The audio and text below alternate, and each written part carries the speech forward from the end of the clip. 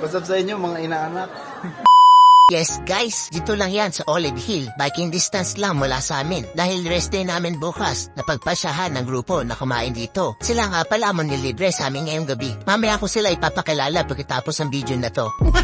Tara guys, pumasok na tayo. Ay, dozo. Kailangan nga pala mag-self-check-in para makakuha ng table para sa grupo. Ito nga pala mga kasama ko. Si Ray nga pala, ang koreana naming tropa. Kasama ko na rin ang sarili ko, na bunso ng grupo. James nga pala, 21 years old. Si Joy nga pala na inside out. At si Jessa, ang bida na palabas ng Jezebel. Yes guys, ito nga pala ang menu nila. Iba't ibang luto ng pasta at macaroni ang makikita dito. At iba pang dishes and dessert ang sinaserve nila. Isa-isa na nga dumating ang mga in-order namin guys. Dahil sa kagutuman namin, hindi ko na napicturean ang salad. Sorry guys, bawas mo.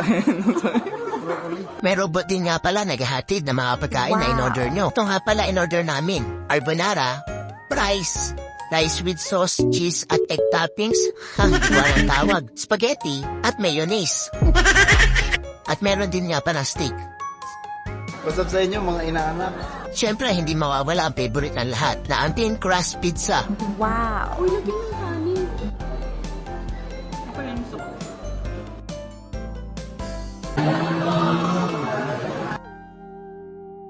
Marami rin pagpipila ng mga drinks to.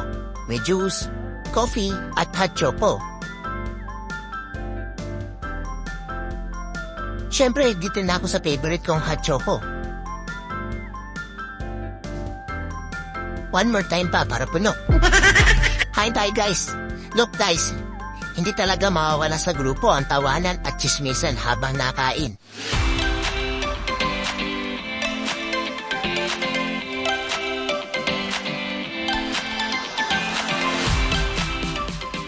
It's pay time. Oras na para magbayad sila. Impresenta na nga pala ako magbayad sa payment area para may ambag naman sa grupo.